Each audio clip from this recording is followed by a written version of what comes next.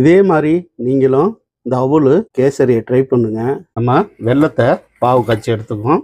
இதுக்கு எந்த பதமும் தேவையில்லை. 1/2 கிலோ அவுல் எடுத்துக்கிறோம். வறுத்து எடுத்துங்க.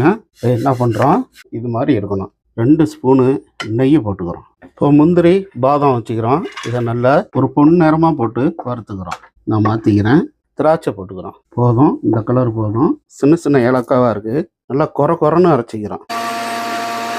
தண்ணி ஊற்றிங்க. இதோட சேர்த்துக்கிறோம். இப்படிக்கு நல்லா கிண்டி விடுங்க. வெல்லம் சரிங்களா, கட்டி விடாமல் நல்லா கிளறி விடுங்க. நெய்யை போட்டுக்கிறோம் சரிங்களா, நல்லா இந்த மாதிரி கிளறி விடுங்க. கண்டெண்டு மில்க்கு வறுத்து வச்ச இதை சேர்த்துக்கிறோம். இது மேலேயே நெய்யை போட்டுங்க. போதும், இந்த நெய்யையும் கிளறி விட்டுக்கிறோம். இதையோட அப்படியே கிளறி விடுங்க. செம்ம டேஸ்ட்டாக இருக்கும், பார்க்குறப்ப நல்லாயிருக்கும்.